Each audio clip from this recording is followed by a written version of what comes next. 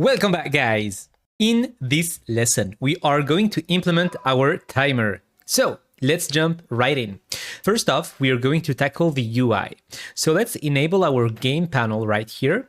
And just above our horizontal layout, we are going to add the timer, of course. So let's right click, UI, text mesh pro. What we can also do is add a container for our timer maybe. Yeah, why not?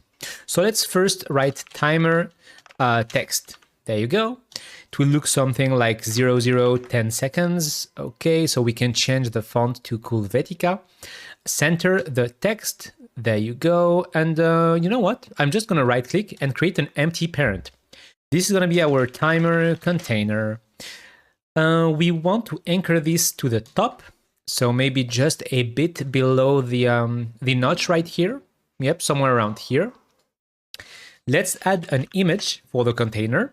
And what we can do is switch the image to the square 50 container. That way we get a nice rounded, some nice rounded corners.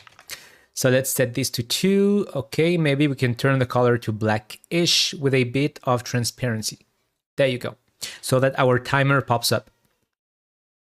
Okay, so we can move this somewhere around here. I think that I'm going to switch, just move this horizontal layout a bit below its position. Okay, now it should be good. So both of these are anchored to the top, so they should keep these positioned relative to the top anchor. The text should be a bit bigger. Okay, so let's press F. Maybe we can increase the font size to something like that. I think the maximum amount we are gonna get is like 5 minutes. So we might have 0499. The number 9 is the one that occupies the most space, if I remember well. So yeah, we are good to go.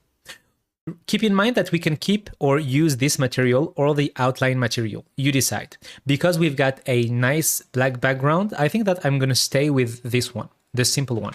Okay, I think we are good to go. So let's create our timer manager. So timer manager. There we go. We just need to create the script. So let's open the managers folder. Right click, create a mono behavior script. Timer manager. Nice. Once it's done, what we can do is grab it and attach it to the timer manager. Nice, let's open it. And the first thing we are going to add is the reference to our timer text. So elements, boom, serialize field, private, text mesh pro UGUI, timer text. Boom.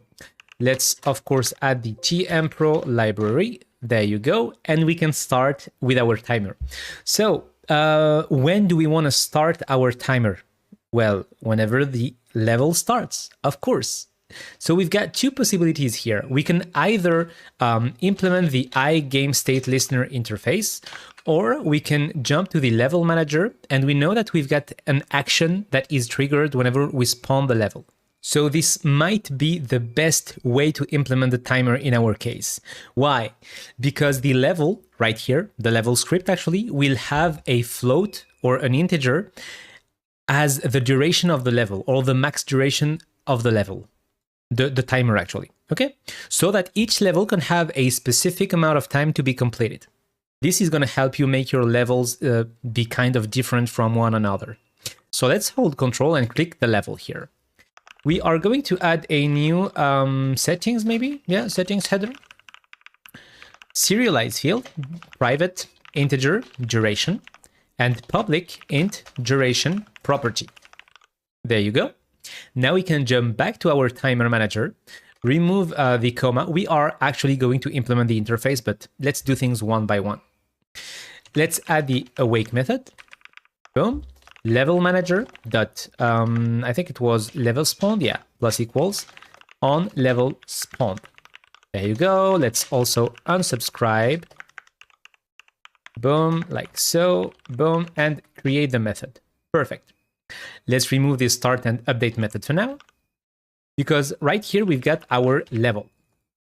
So whenever the level has been spawned, we want to initialize our timer text with the duration of the level. Got it? So what we can do in here is grab timer text. That text will be equals to level.duration but not like this, because we don't just want to display the seconds. We want to format our seconds in minutes and seconds. So what we can do, there are so many ways actually. You can use ChatGPT for that. There are so many ways you could have done that. But let's use the timespan class. So timespan, and of course we will need the system library, I guess. I can't do that. Oh, it has been added. Perfect. So timespan dot from seconds. Okay, so we want to pass in a second amount and get a time span as a return. So from seconds, let's pass in our level duration dot toString dot substring 3. Okay, because if we just use toString, we are going to get the amount of hours too. We don't want the amount of hours. I'm sure there are so many other ways you could do that. Of course there are. But yeah, I've decided to use a substring of 3. The index here is the start index. So we want to remove the 0, 0, and 2 dots. Okay? So we've got the timer text. I think we can already try this out. So let's jump back to Unity. Let's reference our timer text and select our levels, prefabs. Yeah, prefabs, levels. This one can be 60 seconds and this one maybe, I don't know, maybe 90 seconds, 1 minute and a half.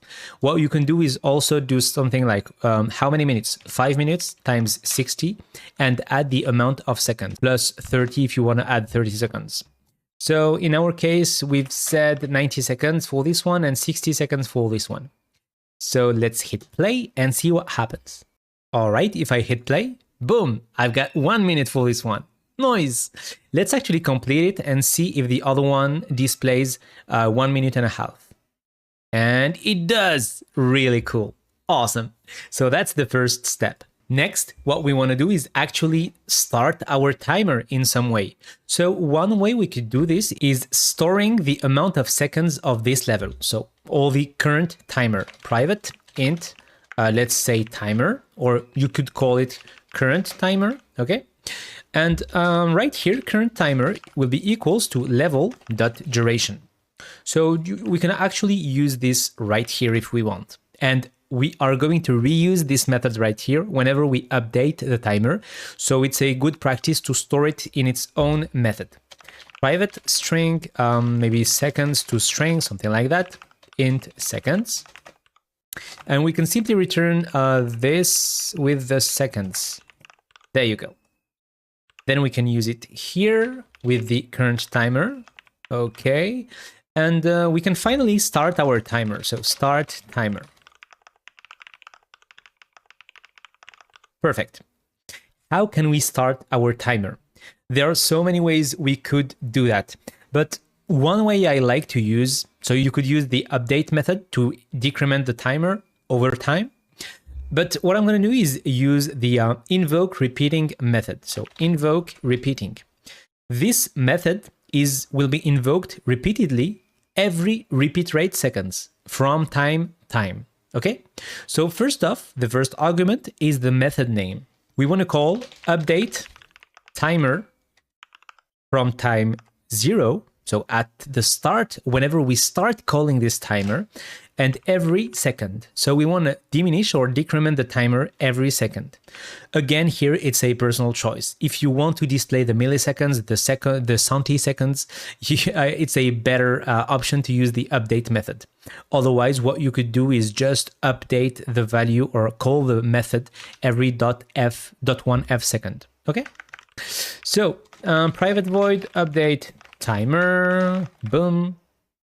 Inside of here, we are definitely going to update the timer text. So let's first write this. And by the way, we could also turn that into its own method if we wanted to. But first off, we definitely need to decrement our timer. So current timer minus minus. Every second, we are going to decrement our timer.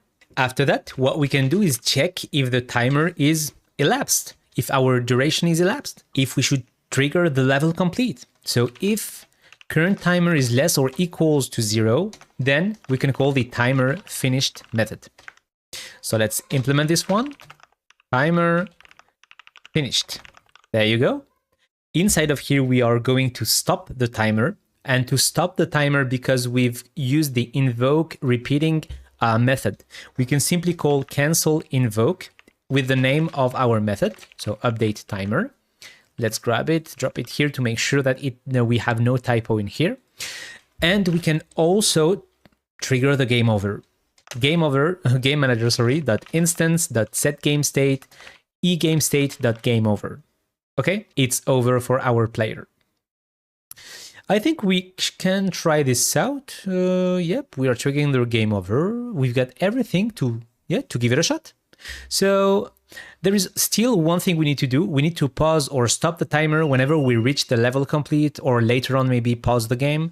But yeah, let's give that a shot first. All right, so we can safely hit play normally. It should work. Let's play. Okay, there you go.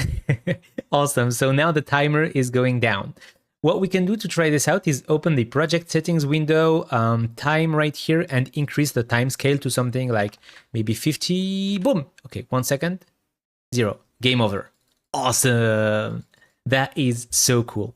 So right now we are just triggering the game over, but later on you could trigger the game over with some arguments maybe. For instance, if the player loses due to the timer being elapsed, you can write something like out of time. Hey, do you want to power up, or do you want to watch a rewarded video to add 10 seconds, 30 seconds, and so on? Otherwise, if the player loses due to the spots being full, you could display something like, hey, the spots are full, no more space. Do you want to clear out some space? And things like that. There are so many things we could do. All right, so let's tackle our last case. Whenever we win, we should not increment the timer. So we are going to implement the iGameStateListener interface. Boom. And right here, if we've already tackled the game over, but not due to spots.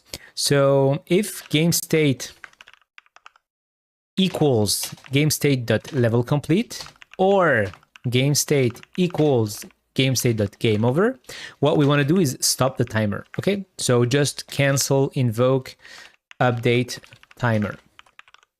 Because we're doing this twice, what we could do is simply write private void stop timer. Okay, and inside of here, we're gonna grab this, drop it here.